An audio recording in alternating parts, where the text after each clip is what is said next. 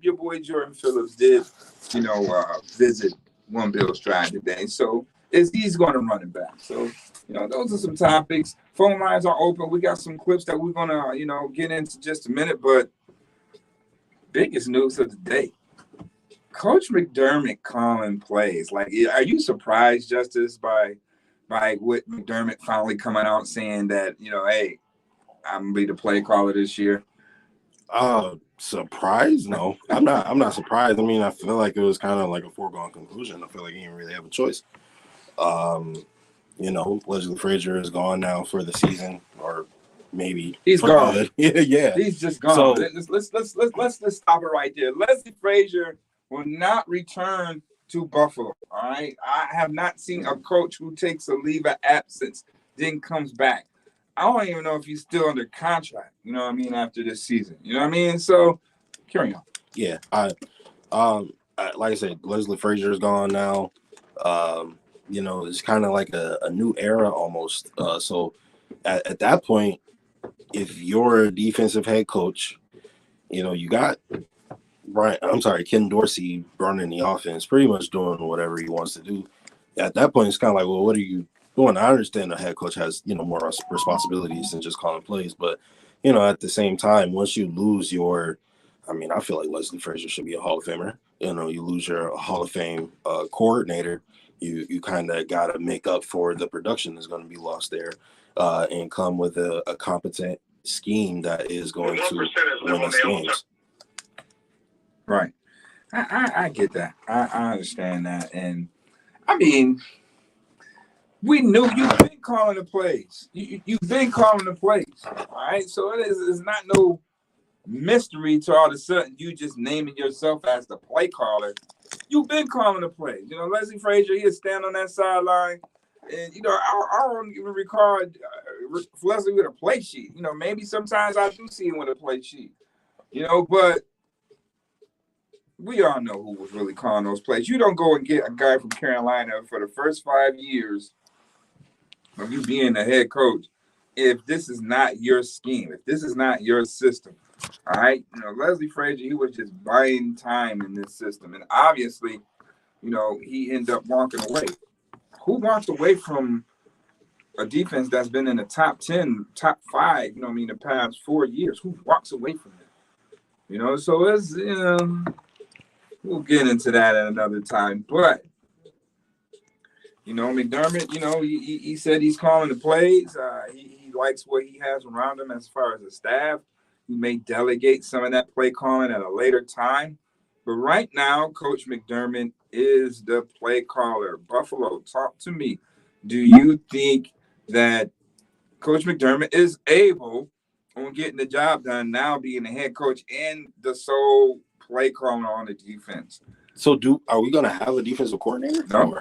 McDermott will be that guy. He's going to be the play caller.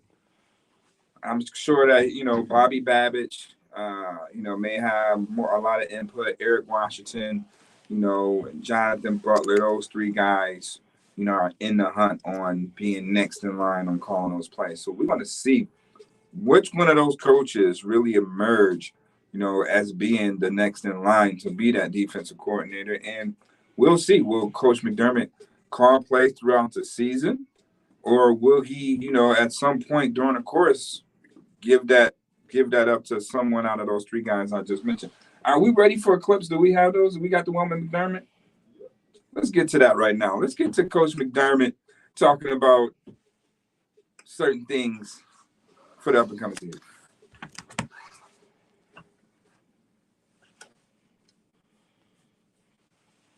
Okay. Locked and loaded. Yeah, so very confident in the staff that we have. Taking it from the time that Leslie took a year off to now, I think we've been working well together. And I'm very encouraged by that. Good coaches on staff. As I mentioned before, I'm not going to go outside to fill that role. Where it's heading towards me, and really, at this point, I'm going to be the play caller. But at the same time, tons of confidence in the guys that we have without me. If I need to toss it to them from time to time, Well, if you were able to hear that, that was Coach McDermott muffling about he's the play caller in Kundela Rod and all blah. So, I mean, again, like, it's no mystery. He's been calling the plays since he's been the head coach, really. It's just that, okay, I'm telling Coach Frazier what to call in so many words. Because when the game on the line, it ain't Frazier that was calling that, all right? It wasn't Frazier in 13 seconds, all right? It wasn't Frazier, any type of play. It wasn't Frazier in Houston, the first wild card scene, all right? Now, all this stuff has been McDermott. So when you look at it, Leslie Frazier is stepping away from the equation. So if the Bills stay the same as far as the defense, can't blame Leslie Frazier. That's all I'm saying. You can't blame Leslie Frazier, but they've done some good things on the defensive side. Re-signing Jordan Poyer, and then obviously, with the big acquisition they picked up today, we'll have to wait and see what that defense holds. Like, will he stay with his more traditional 4-2-5, or will he tweak some things? Because in his early years in Carolina, he was, more or less of a 4-3. So we just have to see what that entails. I can't wait to catch up with Coach McDermott to see will they be more aggressive. I just need this defense to be more aggressive.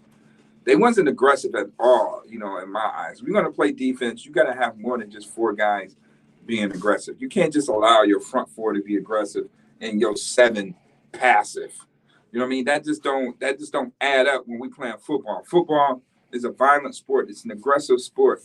So if you got 4 guys being aggressive and 7 guys being non-aggressive, that's more than 50% of your defense playing soft, if you ask me. You know what I mean? I mean, if you ain't playing aggressive, you playing soft. Ain't no way to nickname it salty frequency.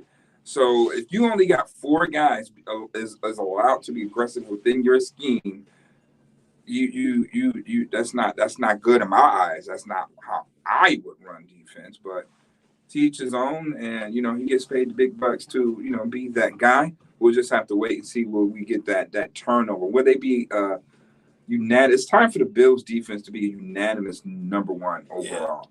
Not just number 1 against the pass, number 1 against points allowed.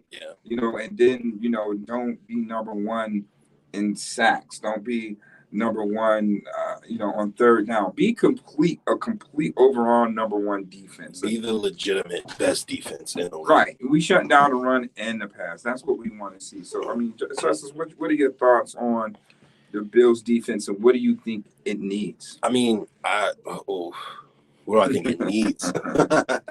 All right, so that's a different thing than what I was going to say.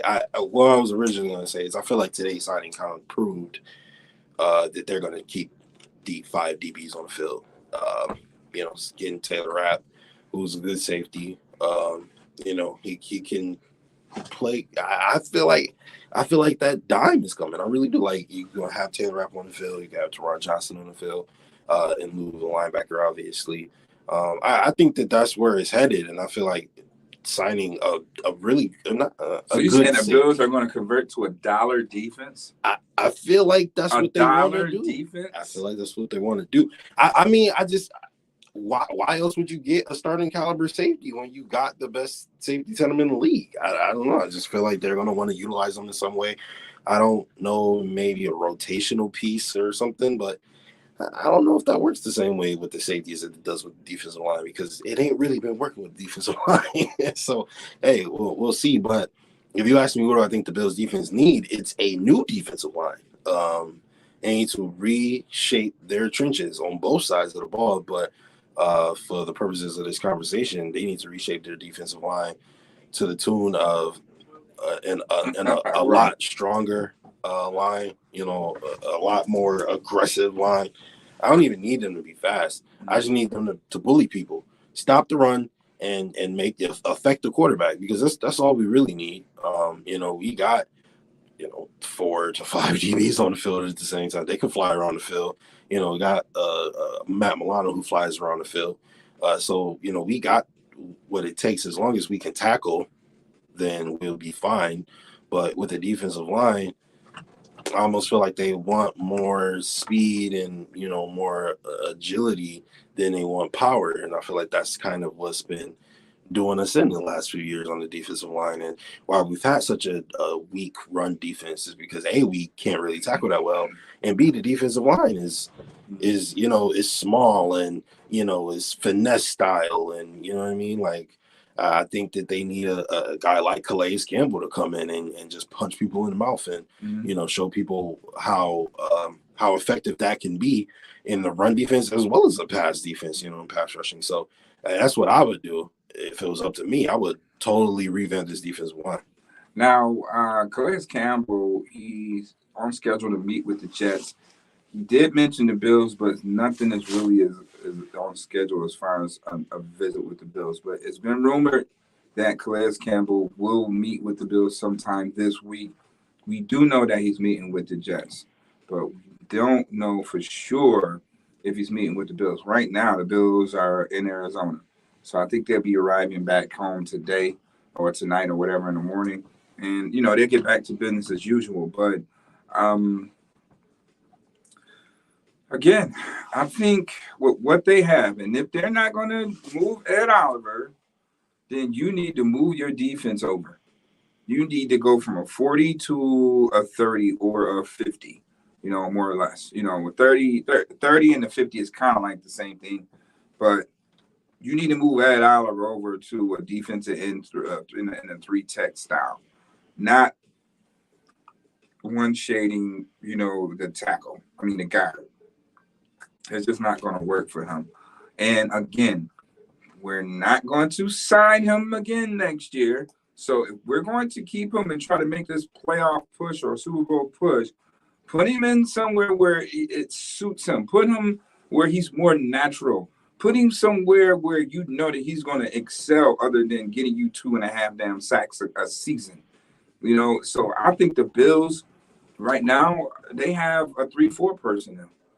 You know, I know you said the dollar defense, but, you know, we have some issues in that interior right now. You know, with that middle linebacker. So we two-line the ass right now to play a 3-4 with Terrell Bernard and Matt Milano. Yeah. We way too light in the behind for that, you know. So they got to figure that one out. You know, either we're going to go get a veteran guy, a seasoned guy at middle linebacker, or we're going to address it in the draft. And if we are going to address it in the draft, we can't get no little guy. We got to go ahead and get a big guy, you know what I mean? That's, you know, that takes up space kind of like Tremaine did, you know. So I still think that the Bills are going to lean more or less to a seasoned vet in that regard and see how, you know, Balen Spector, Terrell Bernard, Terrell Dodson, how those guys develop during the course of OTAs. And, you know, because you got to look at it now. The Bills, only way the Bills can make moves at this point is to bring guys in under $2 million, right? So, because that won't affect, you know, the compensatory pick that they're going to get for losing Tremaine. So, you know, that losing Tremaine has to be the pinnacle of free agency for the Bills. They can't, like, bring in a guy, like, say if they would have brought in Bobby Wagner. That kind of would have made it, the transaction kind of even, and they would lose that third compensatory pick. It probably would have been a 4th or 5th, but I guess they're trying to maximize the pick. If you know, if I'm a gambling man, it seems like they're trying to maximize that because they really didn't get too much value for losing a 1st-round pick of Tremaine Edmonds. To only get a 3rd in return, you have to maintain that and manage that during the course of free agency so it holds. So I think a veteran guy somewhere down the line, you know, that they need. Again, my guy Rashaan Evans is out there. He's still out there. That tackling machine is out there. So we'll just have to wait and see how that goes. Bobby Wagner, he re-signed with Seattle, 1 year, $7 million. So it's really not too many seasoned guys that's left out there, really. So we just have to wait and see. We know at some point the Bills are going to draft a middle linebacker. It's just where they do it at 1 or where they do it in the second. The top 2 picks is definitely going to be a linebacker, whether it's 27 or 59. The Bills are going to take a linebacker, but who would it be? Again, on my first round, I got Noah Sewell on my 1.0 mock. I still got him on my 1.0 mock. Second round, they taking him off the board. But again, there's Jack Campbell out of Iowa.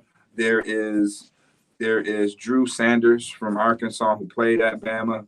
So, we just have to wait and see. I'm a really big fan of Deion Henley out of Washington State. Out of Washington State, the speedster. Boy, oh boy, oh boy. That boy was flying around the field, man. Oh, man. I fell in love instantly. I was like, yo, he kind of looked almost like a safety to me. Yeah, he's a converted receiver. Oh, that makes sense. He's a converted receiver to linebacker. That's crazy. Well, he be out there hitting. Normally, guys. And not only that, but he can pass rush, too, which is odd. He got that speed. He's small, but he be, you know what I'm saying? He be ripping. You don't see guys convert from receiver to linebacker. Maybe safety or corner, but linebacker, like, I wonder what made that. That's a question that I didn't get a chance to ask him at the combine. Like, what? I mean, damn, dog, like, they couldn't move you to corner, but linebacker, what was you doing at receivers to the point where they moved you to linebacker? Like, you were just aggressive on your blocks or something like that? Like, at that point, or you was just a terror on special teams in college, where it's like, we got he was trying to go crazy. My pro comp for him was actually, oddly enough, Jamal Adams. Is like not a linebacker, but kind of a linebacker. You know what I mean? I think that he looked a lot like Jamal Adams, especially coming out of college. And I mean, it wouldn't hurt having somebody like that on the Bills defense. Oh, definitely. But, again, you have to wait and see what type of scheme McDermott is going to go with. Right. I asked McDermott today he's not going to give me a clear-cut answer. But I got to shoot. I got to try to know, like, okay, we got these skinny little linebackers right now, dog. Like, there's no way that you're going to leave 2 little linebackers in the middle for 6'5", 300-plus pound guards to get up on these little dudes. They was doing it with Tremaine Edmonds, for crying out loud. So we got these 2 little guys on the inside. That's 225 at best. That's fair. I mean, I get it if we got a Calais Campbell and a Jordan Phillips, right, and an Ed Oliver with a Von Miller and a Russo. I get that, but if we don't have nothing, like you said, we ain't revamping that defensive front. We can't afford to have 2 little guys playing inside linebacker. No. We can't do that. Teams are going to run all over us again. So that's how I know the Bills aren't done. I get what McDermott is saying as far as, like, those guys earned a chance to see what they're going to do, as far as the spot to compete. But how long is we going to evaluate that? How long is it going to take for you to know that we need another guy here? Yeah. So, I mean, you got Balin Spector, you got Tyrell Dobson, and you got Terrell Bernard. I still think they're a little light in the ass, but we'll have to wait and see. Free agency isn't over, and the Bills still have to fill this roster. So, with that being said, when we do come back, we're going to get into Josh Allen's style of play, and we're going to talk with Brandon Bean just a little bit. So keep it locked, keep it legendary. You tuned into the WUFO 1080 AM on Power 96.5. We'll be right back. Did you get a chance to talk? Did you know that you could win up to $500 in cash and get your music heard on the air in the Black Music Month New Artist Contest this June? Register as a vocalist or as a band. Auditions begin May 9th at Pilgrim Baptist Church. Registration opens April 30th. The deadline to register is May 1st. Slide all the way to 27. Registration is only $20. Yeah, we gotta go grab him immediately. Final competition, there will be a first place winner, second place, and third runner-up. To register, call the station at 716-834-1080 or visit bmmca.com. For 2023 BMMCA I was like, listen, man, June 25th. When I looked at it, I was like, I do not want to drop 1080 AM WUFO Not after Power 96.5 FM. and If you're on Medicaid and you're elderly or disabled and need care, at Freedom Care, we know the difference that the right care can make. That's why at Freedom Care, our mission is to find you the best caregiver of all, someone you love and who loves you, and to ensure they get paid for helping. Imagine your daughter, son, or close friend taking care of you and getting paid as soon as their shift ends. Just call your local Freedom Care office at 315-273-4569, and we'll help you enroll quickly and easily with maximum continued support. Imagine no more unknown caregivers. With Freedom Care, you have the peace of mind knowing your loved one is by your side and getting paid for helping. Plus,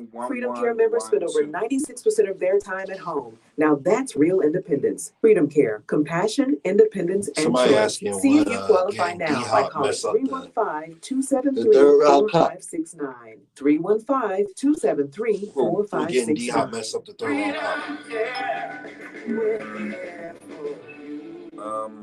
WUFO Workforce Training Center is enrolling for the fall of 2023 semester. There are 3,000 jobs in advanced manufacturing available in Western New York, paying between $30,000 and $50,000 a year. Launch your career by training in their brand new facility located at 83 North Avenue. To start, until a pre-enrollment session held every Tuesday at 6 p.m., Wednesday at 10 a.m., or Thursday at 4 p.m. To learn more, visit northlandwtc.org or call 436-3229. Northland Workforce Training Center. We're going to dive a little bit more into that Tyler Rapp situation too.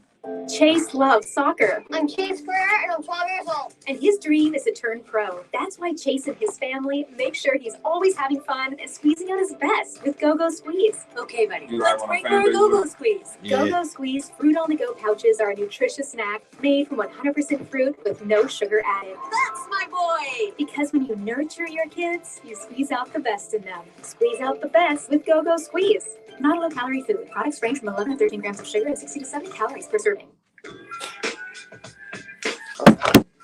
And with this, they know about that one right there. Ain't no half-stepping, right? Ain't no half-stepping. Bills, you cannot be half-stepping in free agency. I know that you ain't got enough money. You know, I know you ain't got enough money, but you can't be half-stepping. And you know what? The Bills really haven't been half-stepping. They've been making moves, all right? They've been making moves. Bringing in a guy like Tyler Rapp, second-round pick in the 2019 draft. You know, he was what, All-American coming out of Washington. You know, so to get that guy who has his market value was $10 million this year. He was set to make a 3-year deal worth $30 million. Bill signed him for 1 year under $2 million. The Bills also signed Damian Harris, who had a market value of $7 million a year, for $1.7 million. So the Bills have been, you know, they ain't been half-stepping, but they've been getting some quality players for cheap. Man, from before for a Family Dollar price. Yeah, Jordan Poyer too. Right, and Jordan Poyer. You know, Jordan Poyer. I mean, he wanted $11 million. He deserved it, and he definitely deserved that. But he resigned for the Bills for half that. You know, 5.5 a year. You know, it could get up to a 2-year deal worth 12.5. So that's what, 6 and some change every year. So yeah, you brought Jordan Poyer back for still. So you know the Bills have not been half-stepping. Everybody's just waiting on that big splash, right? Everybody's just waiting on that big splash that the Bills going to do. I know that, you know, it's been talks about DeAndre Hopkins and there's been talks about OBJ. And, you know, we're going to get into that just a minute. But, you know, the Bills have been very nosy in the realm of free agency. This is about every hot boy that's been a free agent. The Bills' name has surfaced around that name. And in years past, it has never been that way. You know what I mean? When you look at this, about every big name free agent this year, the Bills' name has been, you know, around that. They've been in yes, they definitely has been in the conversation, from Ezekiel Elliott to OBJ to DeAndre Hopkins to, I mean, who else am I missing? Leonard Fournette. I mean, you name it. It just seems like now that the Bills are that established team to the point where free agents have no choice but to look at that team. You know what I mean? So it's like, man, the Bills are one of those teams that free agency, teams look to consider. Yeah, especially when you don't get what you feel your market is. You go into free agency and you test, the market, and it's not what you thought it was going to be. And you're not making nobody's offering you that 3 years for $30 million that you thought you was going to get if you're Taylor Rapp. So you're going to say, all right, do I want to sign a long-term deal that's less than what I feel like I'm worth? Or do I want to sign a 1-year deal somewhere, kind of eat it this year, and go play for a chance, an opportunity to win, some hardware, and then get paid next year? And, it's cool being one of those teams where that's, a consideration. Right. Definitely consideration. I mean, you got free agents like guys like Calais Campbell just being mentioned, with the Bills. Again, Ezekiel Elliott, Leonard Fournette, Bobby Wagner, all the big names in free agency, the OBJs and the DeAndre Hopkins, they all been mentioned of coming to Buffalo, But the reason why those big names are being mentioned and coming to Buffalo is because we have the quarterback. We have Josh Allen, and, that's half the battle. Because it's just like, when I coach in Little League or when I'm trying to recruit somebody, right? The kids, they're going to be like, well, who y'all got? It's a name thing, right? So it's like, well, who's the quarterback? Josh Allen. Oh, y'all got Josh Allen? I'll be at practice tomorrow. You know what I mean?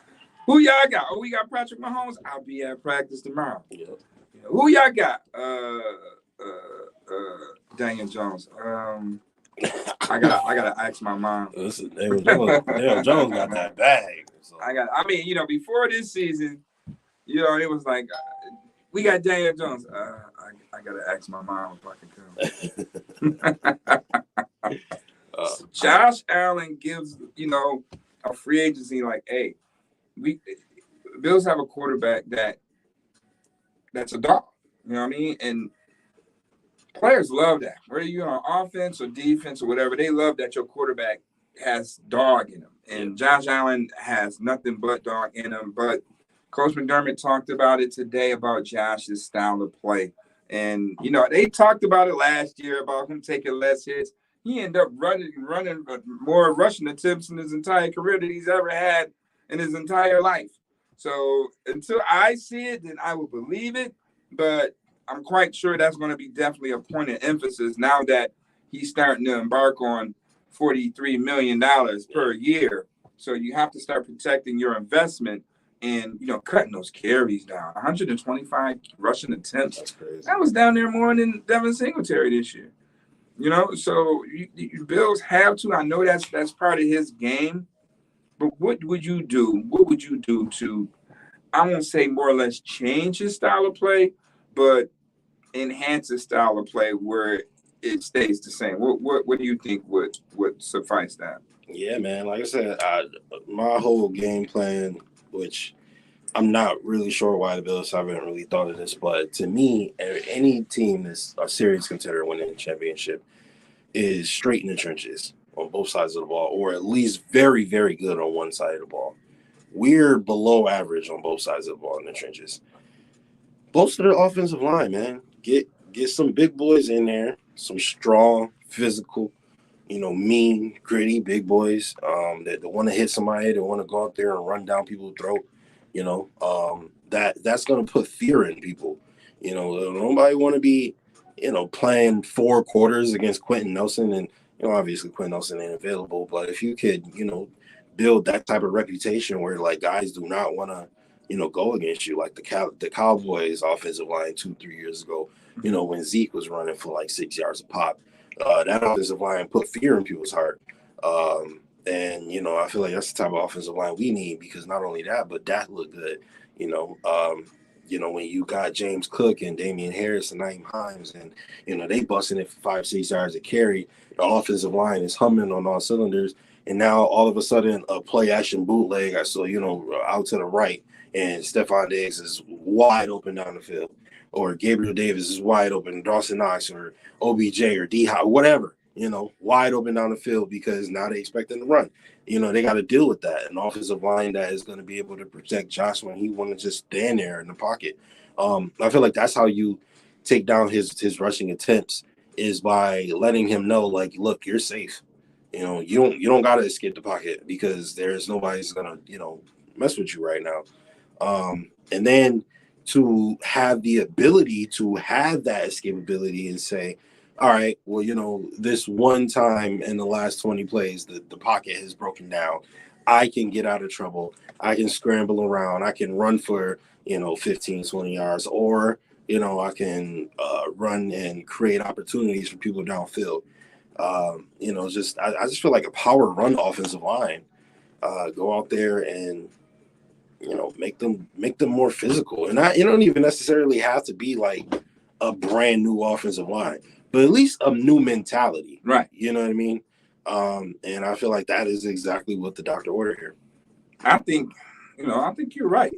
I mean, you don't have to like just go drastically and just switch things up. Obviously, the Bills have done that to some capacity, but I mean, everybody want to keep talking about this big old panic about the O-line. Like, how do you have two running backs that average over 5 yards a carry and a quarterback who throws for over 4,000 and want to say that the line is crappy? I mean, come on. Now, I mean, does that really make sense? Does that make sense? You got not one, but two running backs that average over 5 yards a carry every time they touch the football. And you have a 4,000-yard passer. Can't be the line.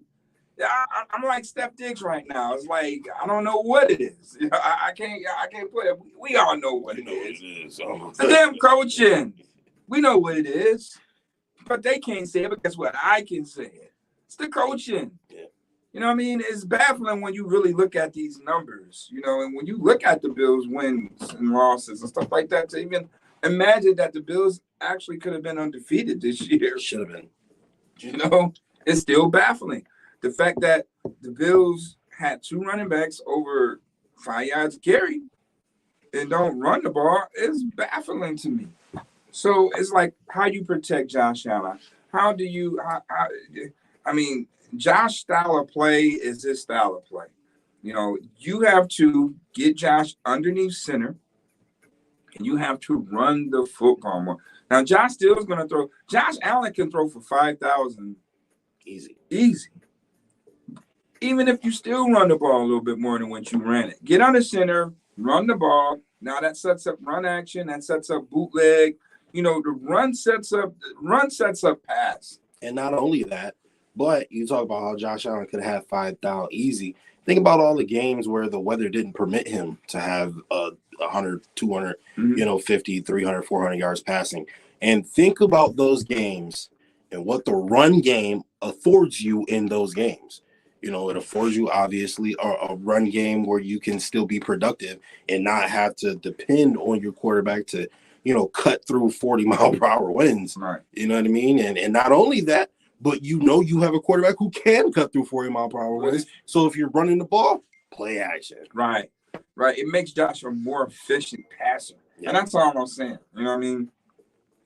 You want to make Josh a more efficient. You want to change his style of play. Make Josh a more efficient passer by running the football. So all these ill-advised passes and throws and stuff like that, it doesn't affect the percentage. It doesn't affect them going 3 and out when they have a double-digit lead. Yeah. Run the football, kill clock, set up your pass in different ways. So now you have an accurate quarterback outside of the pocket that we didn't use. We didn't use that at all. And you don't change the style of play. You enhance the style of play by running the ball a little bit more, setting up run action, using your tight end, and have some mesh concepts with that bootleg. You know what I mean? So when you look at the times when the Bills did use bootleg, guys was wide open. Yeah. Guys, Taylor loved bootleg. Wide open. I mean, when you look at the Bills this year, when they did do bootlegs and stuff like that, set up the run with run action and stuff like that, guys were wide open. Why not stick with that? Why are we just stuck in a damn gun all the time? Even at Wyoming, Josh was under center. Go back to the tape and you see that. So you don't really have to change Josh's style of play to the point where he's running the ball. Half of those carries, I mean, he did run the ball 125 times, but it wasn't 125 QB runs. Mm-hmm. Let me be crystal on that. It wasn't 125, QB runs. It was nobody's open. So now I just got to take off and run. Nobody even thought about that. The line is doing a good job, but guess what? If no receivers isn't open down the field, how long do you expect the line to keep blocking? So Josh have to take off. He have to run. He has to be him in those instances. But you have to put blame on the play design. Why guys aren't open? Right. Why is it so easy for those guys to be covered and nobody's open and force your quarterback to run the ball? All that falls on, the coaching. So, hopefully this year things will change and we'll see, a better Ken Dorsey. I asked Brandon Bean about that and he's like, well, Muki, I'm quite sure you was a better writer year 2 than you was year 1. He's trying to shoot at me right there. He tried to shoot at me a little bit there, and I respect that. But he did also say that he was a better GM. Yeah, he's better. Yeah. I mean, it's all about growth and getting better. So you gotta allow Ken Dorsey that space to seek those improvements. Because you can't get rid of a guy who won 14 games, but then if he do it again this year the same way. No, you have to. If he do it the same, because start scratching your head a little bit. Josh did it. I want to give that credit to Ken Dorsey. Really. Yeah, the kids did it. We already know when the coaching was the players that went out there and made plays. So, we just have to wait and see on how that's going to pan out. So I wouldn't change Josh Allen's style of play at all.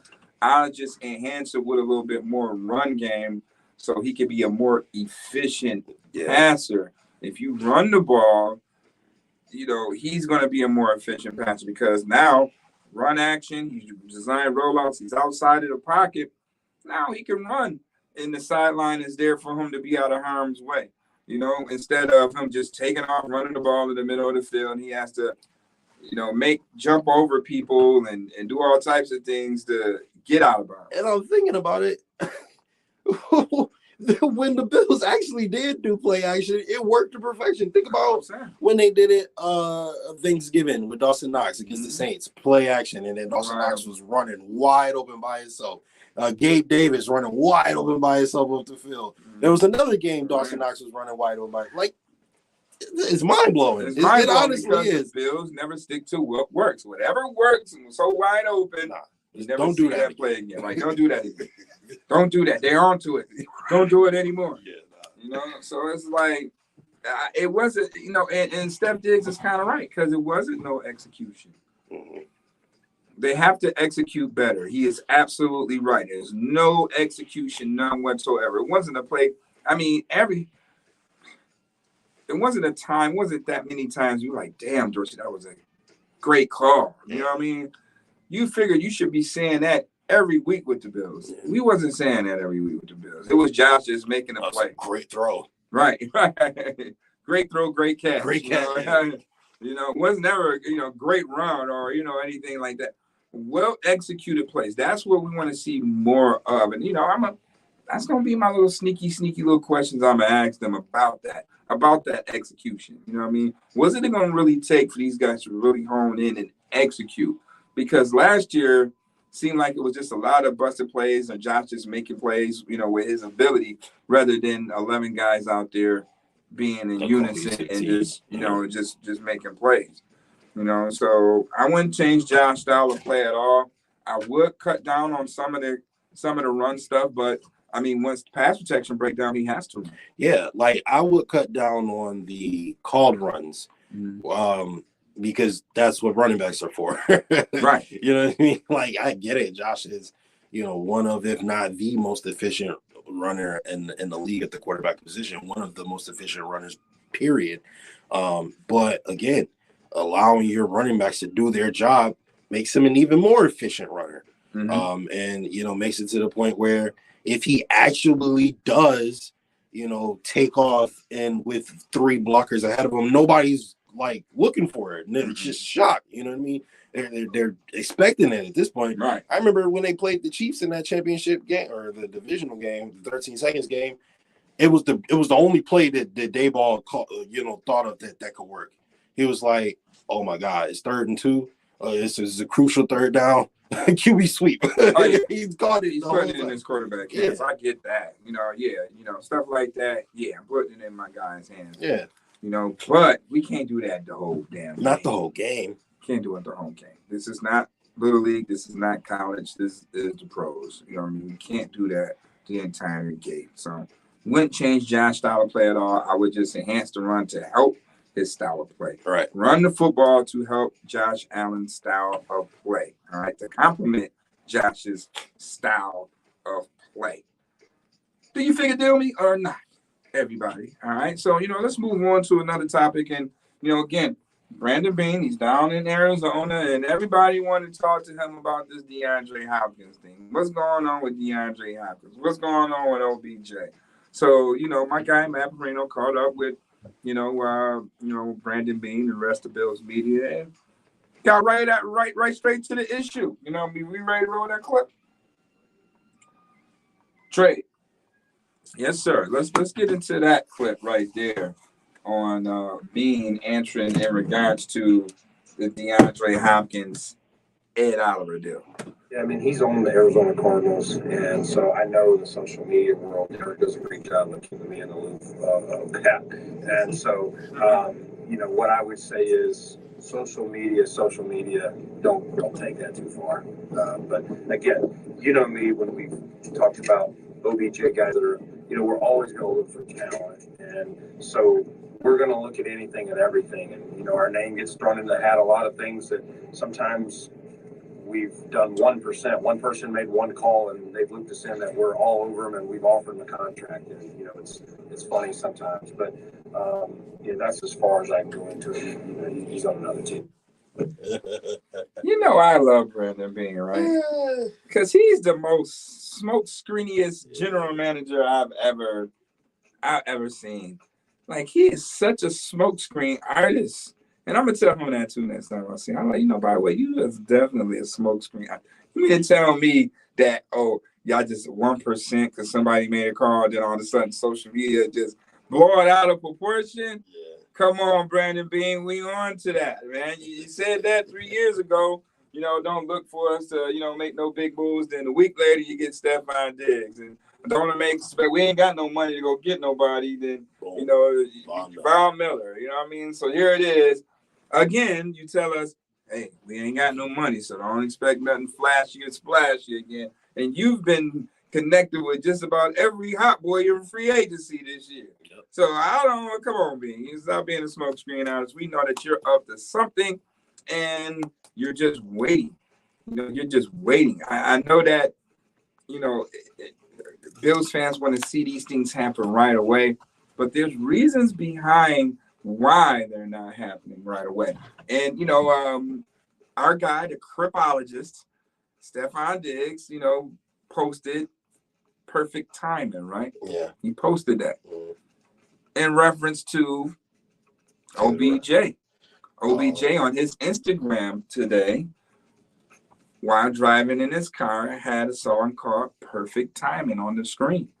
So what would make Stephon Diggs mimic that and OBJ mimic that all in the same breath, right? Mm-hmm. So it's a timing thing. We know, for OBJ services is right now for OBJ and D-Hop, it's us in Kansas City. You may throw the Jets in there a little bit, but those two receivers are not going to go and play with the Jets unless you throw Aaron Rodgers in the fold. And if Aaron Rodgers is not in the fold, those guys are not coming to the damn Jets. All right, let me be crystal on that. All right. Those two guys are not coming. You know what I mean? It's just, again, we go to recruiting, right? Who y'all quarterbacks? Zach Wilson? Oh, hell no. I ain't never playing with that. No, I got to ask my mom. Yeah, I gotta ask my mom if I can come to practice. But you got Josh Allen practice Mahomes. Man, what time is practice? I'll be there tomorrow, right? So timing is everything. So you got to look at it again. The money situation. Arizona will save more money by trading DeAndre Hopkins in June than they would right now. So this could be potentially a draft day trade. Yeah. It's been tentatively talked now, but look for it to happen either the draft or in June. Or, it's going to happen at some point. DeAndre Hopkins will be moved, but it's not going to happen today. It's not going to happen this week. It may happen on the draft day. Maybe a draft day trade. OBJ, he's going to probably sign around that same time. Unless somebody just say, scrap it, throw a bag at him, with a quarterback. It still has to have a quarterback to throw a bag at him. So, timing again, you got to read in between the lines with these cryptic messages that these guys be putting up on Twitter and Instagram and all that stuff. So, what makes you think that? Well, I mean, come on. How do Stephon Diggs put that up and then OBJ put it up the same time, the same day, right? Yeah. You don't think these guys is on the phone? Again, players recruit players for sure. You know what I mean? So there's no way that's a coincidence. There's no way that's a coincidence. So the thought of them both coming to Buffalo with Stephon Diggs is like, damn. Perfect timing. Perfect timing, right?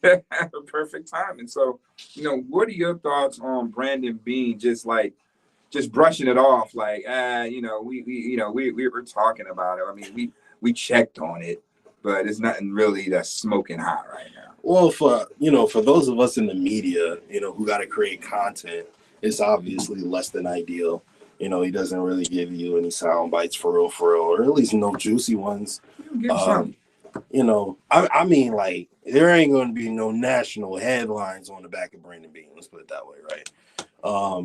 But as a diehard, since I was born Buffalo Bills fan, I appreciate it to not only have a GM that is competent, but is a genius. He's extremely good at what he does.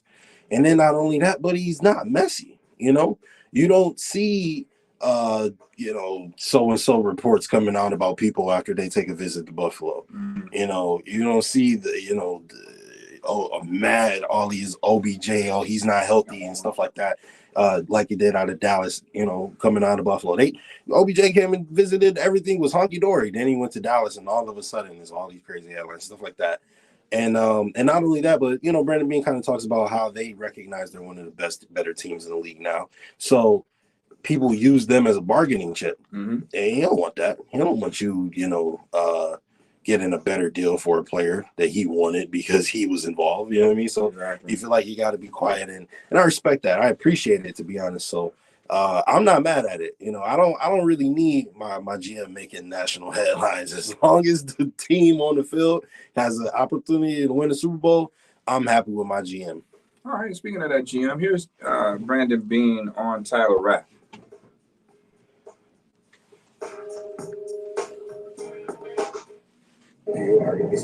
Yeah, we are. He's on a trip right now with his wife in Hawaii, but so he's finishing that up. Hope to get him over for physical later this week, and probably towards the end of the week. We should have it wrapped up. But yes, a 1-year deal with Taylor, and excited to get him in for the Bills, to our culture, our system. He's a really good player. Did well for the Rams, obviously part of their championship a year ago. We spent some time with him, scouted him at UW. When he was coming out, and really think his skill set fits our defense, and so glad to add it to the group. Definitely a guy, Brandon Beane has been watching since, he was playing at the University of Washington. So, those, you never, once you're a scout, you don't never lose that. You know what I mean? Like, okay, I watched this guy.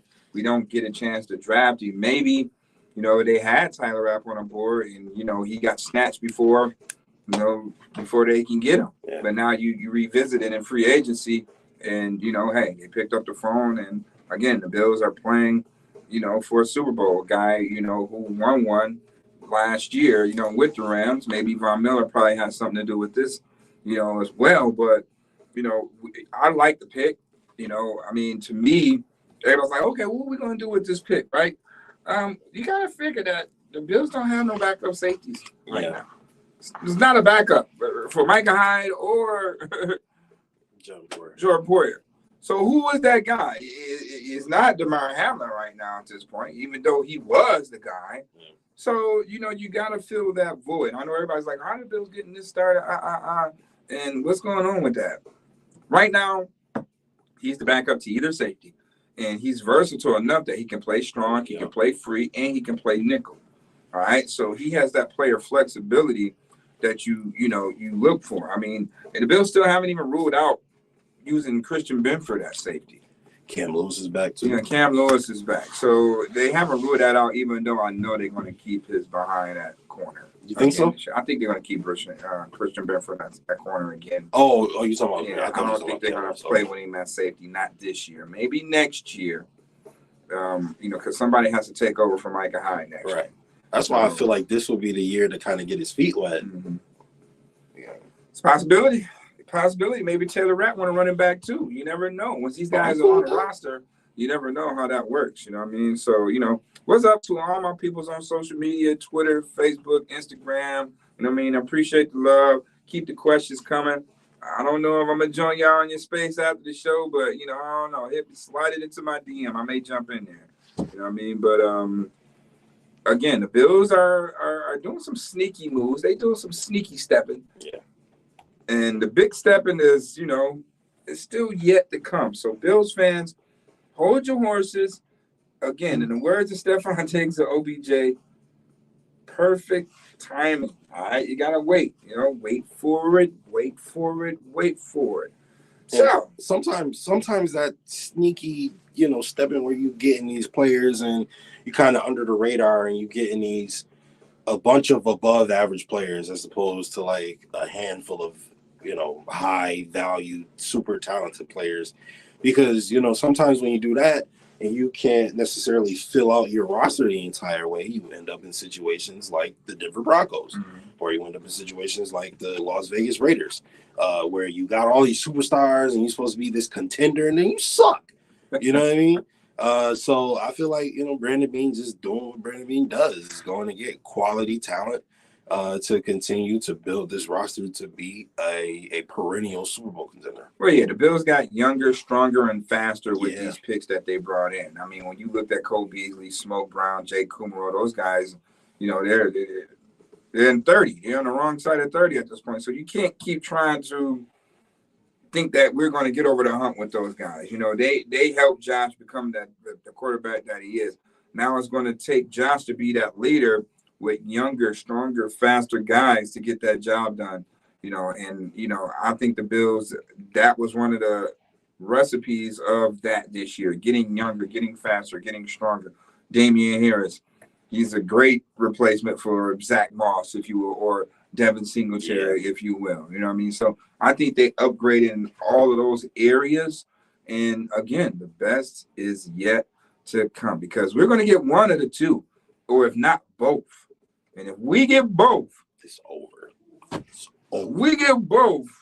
Everybody, including Jimmy Hoffa, is going to know that the Bills are going to the Super Bowl. They better go to the Super Bowl if you get OBJ and D-Hop to go along with Stephon Diggs. And let's not forget, the draft is still coming up. All right, so we still can snatch up Darnell Washington, too. All right, so. Well, what Vince said after he stuck his arm in the rim? It's over.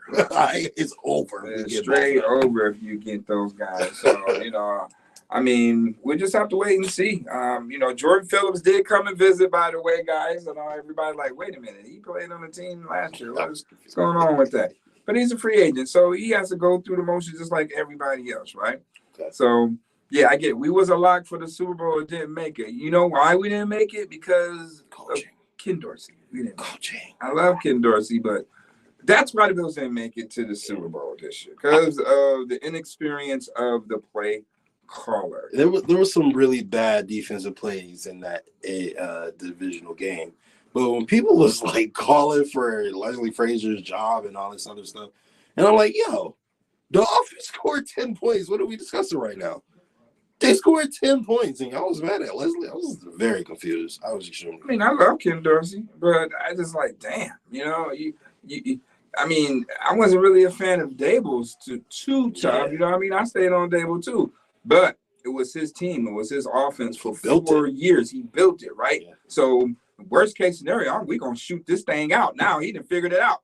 He figured that thing out. So I think if we would have had Dable one more year, Oh, we would have went to the Super Bowl. for sure. We went to the Super Bowl. That the week 1 through 5 stretch would have lasted throughout the season. Right. But the team would have got better and better and better each week. The Bills, to me, didn't get better and better and better each week. They just stayed the same. They stayed the same. And then, when teams catch up to you, it's exposure time. And, the playoffs will do that. So I want to see, how will Ken Dorsey evolve this year? He must evolve in order for this team to take that next leap to get to the Super Bowl. So that's, what I got to say with that. So with that being said, that's our show for the day. I'd like to thank Ron Swanwana for, giving us the hot fire on the 1s and 2s, and my guy Justus, the general, in the building. I'm probably be at a space near you. You can hit me up, all day long on Twitter, on Instagram. We'll be back Wednesday. We're going to talk about who's going to be the overall quarterback selected with the number 1 pick and more Bill stuff. So you can go on www.power965radio.com. Holla at your boy. So stay safe, choose love, not hate. Wash them damn hands, man. CJ Stroud, I don't know. Teachers Federation is proud I don't know about that CJ Stroud. It's a possibility. During Women's History Month on the legendary Mix 1080 AM WUFO and Power 96.5 BTF. We touch the future. We teach. When Ted Macho Brother came, Jim was calling plays probably. Jim started calling plays.